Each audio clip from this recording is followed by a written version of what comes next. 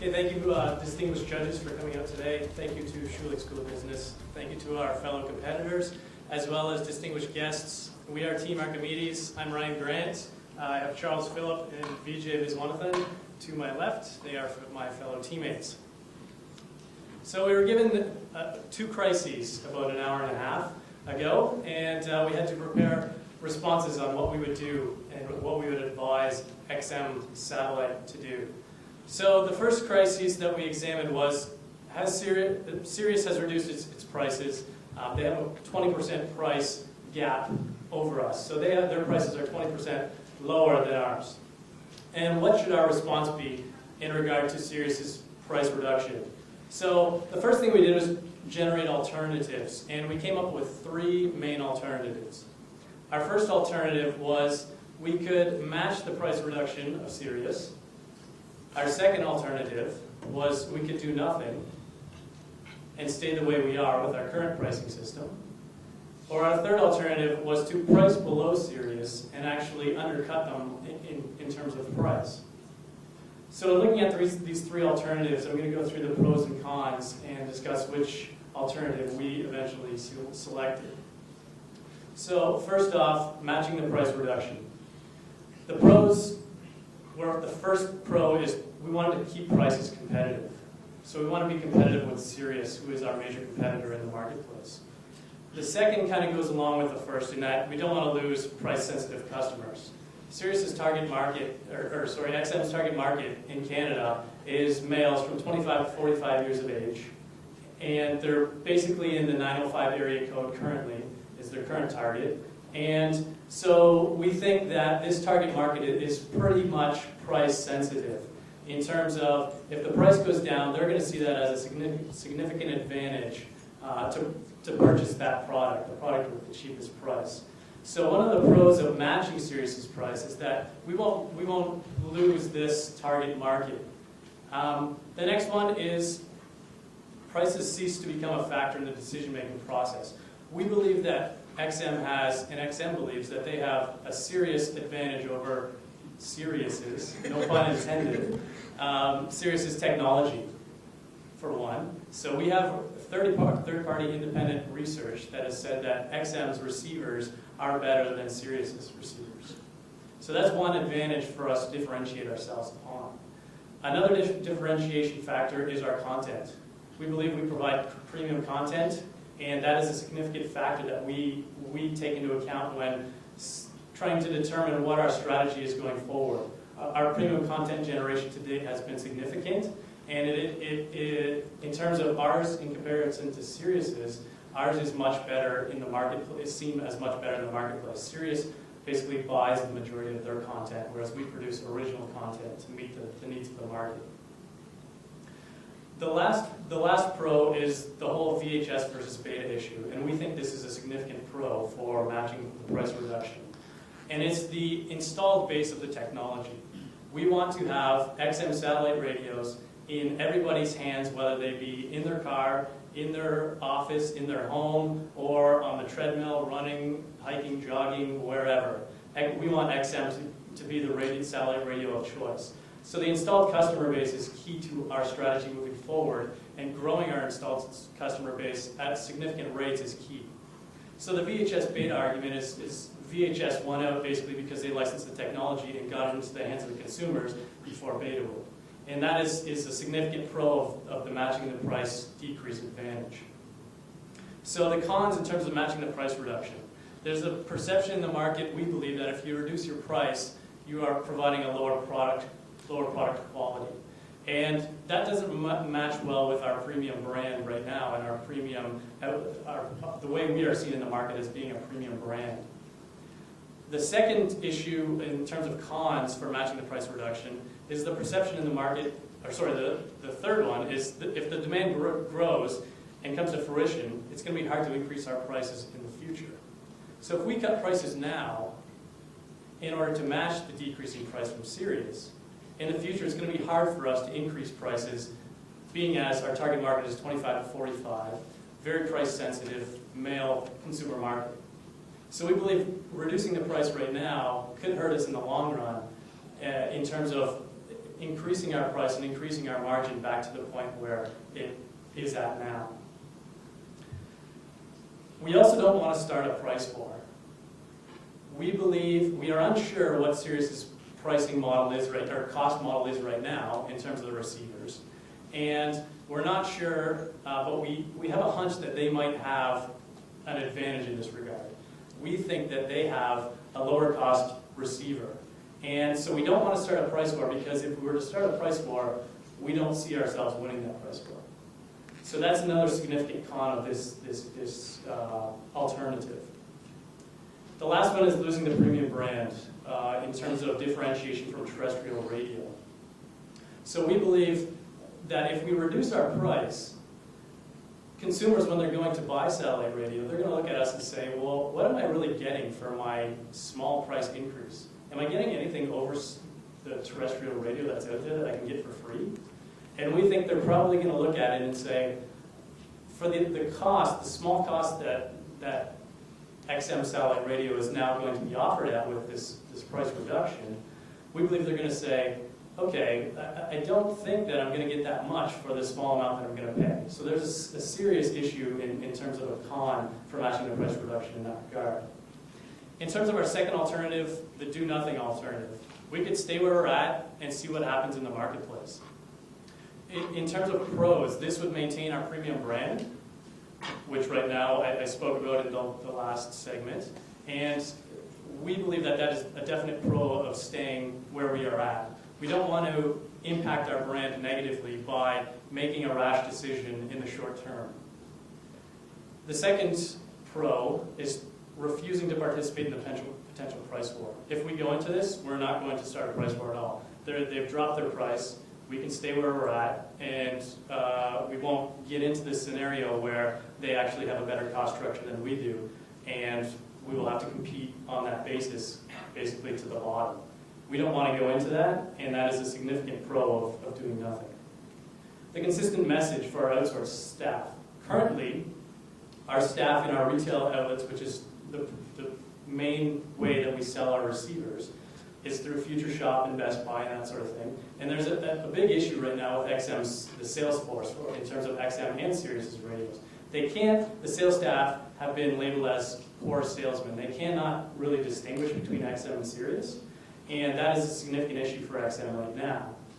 Now, dropping the price is just going to create more confusion in terms of what is the product differentiation between us and Sirius in our minds. We think it's going to add even more confusion to the current situation.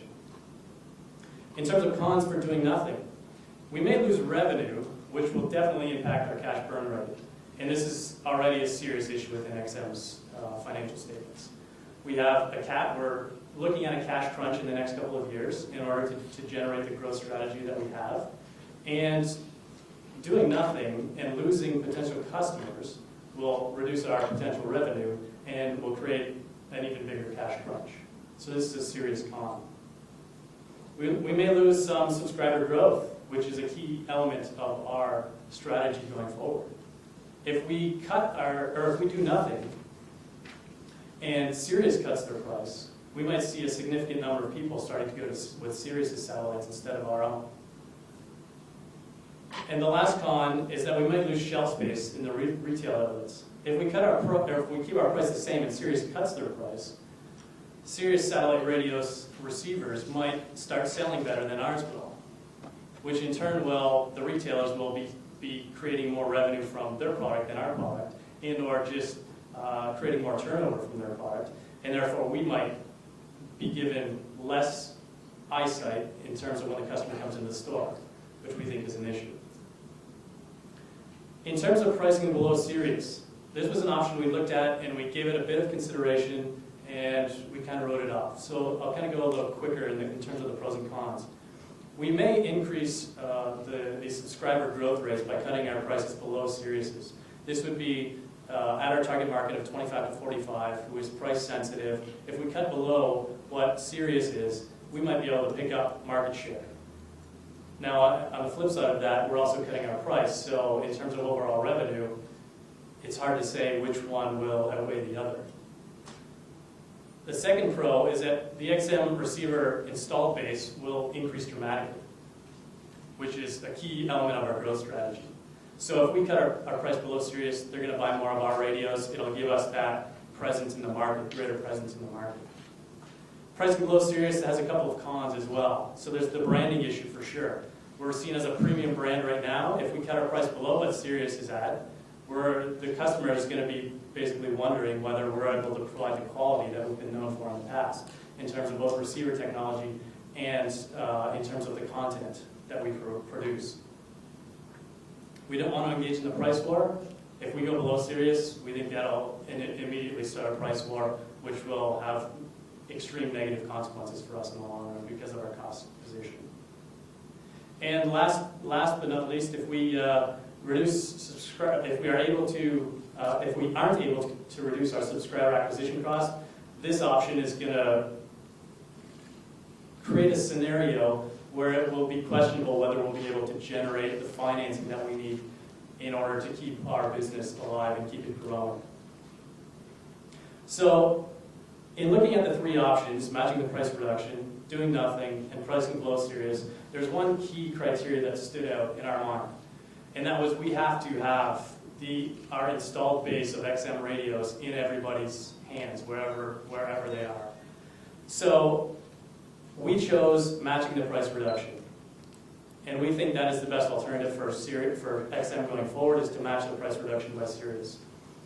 We believe that it's the VHS versus beta argument. If we don't get into the hands of the consumers now, we won't get them hooked. And with our premium content, which is what we produce and what we are known for, with our premium content, we believe that once we have it in the subscribers' hands, they will get hooked on the content, and every time they go out to buy a radio after that, a satellite radio, they're going to say, okay, I have to have XM because they have the programming that I like to listen to, that I know, that I've grown up with, and then we'll have them as customers into the foreseeable future, hopefully for the life of the client, or the customer. So that is our significant reason for choosing our matching the price with Sirius. So next I'm going to turn it over to Charles, and he's going to go into the second crisis. So the second crisis that's been presented to us is that of the pair rock and roll, rock has gone down. What that has resulted in is coverage only on the eastern half of the continent. And the question posed to us was, how should XM Radio Canada respond? So before we go into sort of what are some of the options that we examined, is that we wanted to sort of set a base case of what we think the customer response is at this point. First of all, we're pretty confident that there will be angry customers in the western half of Canada. They have paid for subscriptions, but the service that they have paid for is unavailable. What this also means is that some of the customers will be stewing. That primarily is resulting because of the fact that due to the lack of the service and the high switching costs, they have nowhere else to turn for some of the content that they've signed up for, as well as sort of that uninterrupted commercial-free content that they were looking for. That leaves sort of three options that we saw. Some customers will leave satellite radio permanently. They've sort of tried the technology and found it not to be of use to them at this point. Secondly, some will possibly switch to Sirius permanently. Although there is a switching cost of getting a new receiver, a new handheld, or getting installed in your vehicle, they may take on that switching cost and say that they have an ideal service provider that they would rather stick with. Thirdly, some will leave, go to terrestrial radio, maybe go to an alternative type of music or radio through the iPod, etc., and then will come back once rock has gone down or when the two satellites, rhythm and blues, are launched. And the reason that they will come back, sort of the draw that we believe, is that they are hooked on the content that XM Canada provides. It is this content that allows them and is driving them to actually use the service, and is what they're coming back to. We realize that there will be some responses as well that XM will need to do. Is that one is that there will be a full-fledged PR response that will need to sort of demonstrate that the technology is viable when rhythm and blues comes back online.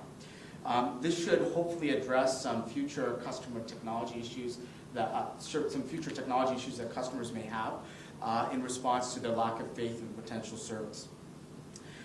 Secondly is that we will have to manage the OEM manufacturer relationships. It's something that's critical to us in the sense of that our OEM manufacturers, the automotive makers, that are installing these radios into their systems right now do have lost a selling feature. And that's something that we will need to manage going forward. Secondly, we know that there will be a capital markets response. We know that one of the perceptions that may result is that the technology is unreliable, so why should we invest in this? Secondly, creditors.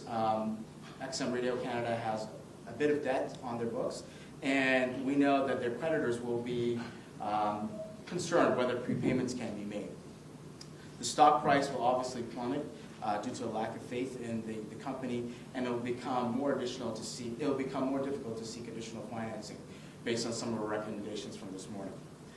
At this point, I'd like to turn it over to Vijay, who will talk about some of the other options that we have. We did the same process we did with the first crisis, and again kind of mapped out what we thought were the three options to deal with this particular crisis with rock going down.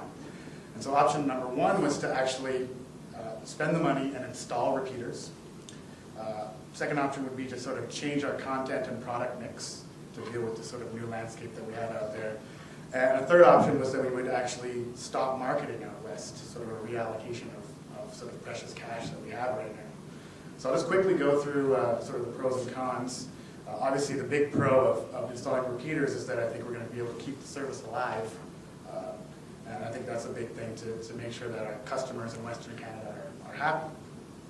Of course, the big con is that there's a lot of uncertainty. We don't know how long it's going to take to get the repeaters installed. We don't know how long the satellite's going to be down for.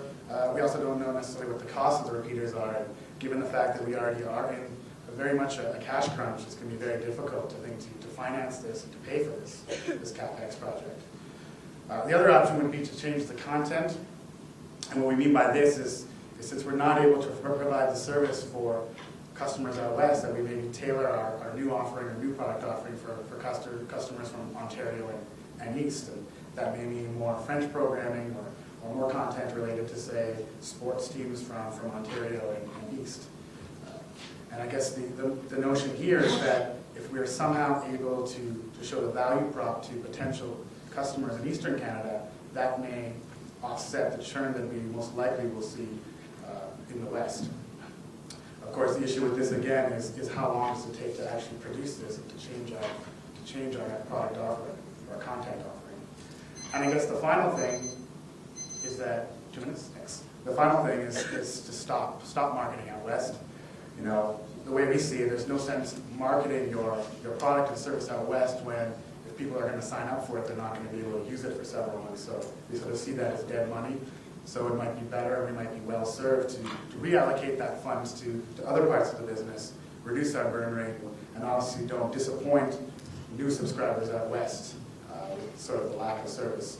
Of course, the issue there is that we don't build up brand recognition out west. And the other issue is that it may be difficult to restart and gain momentum when the satellites do come back up. And of course, the big box manufacturers might be upset that we're not really helping them push the sales of our product. So our recommendation moving forward was actually to stop marketing for the reasons that we've outlined before, that it is dead money and we are sort of in a cash crunch.